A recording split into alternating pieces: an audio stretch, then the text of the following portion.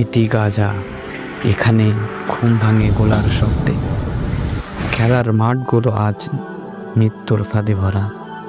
শিশুরা এখানে জন্ম নেয় যুদ্ধের মধ্যে। তাদের শৈশব শুধু বেঁচে থাকার লড়াই। তাদের স্বপ্ন ছিল ডাক্তার হওয়ার, শিক্ষক হওয়ার, কিন্তু প্রতিদিন তারা হারায় বন্ধু, ভাই, মা, বাবা। শিক্ষা এখানে বিলাসিতা, বেঁচে থাকায় এখন বড় অর্জন।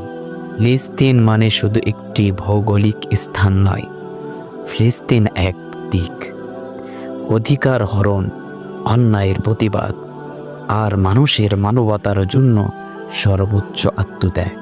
তারা জানে হয়তো কাল বাঁচবে না, তবুও তারা কথা বলে, রুখে দাঁড়ায়, কারণ তাদের রক্তে লেখা আছে অবিচারের বিরুদ্ধে নীরবতা মানে সমর্থন। আজ আমরা যদি চুপ থাকি তাহলে ইতিহাস আমাদের ক্ষমা করবে না। ফিলিস্তিনের জন্য আওয়াজ তুলুন, মানবতার পক্ষে, সত্যের পক্ষে।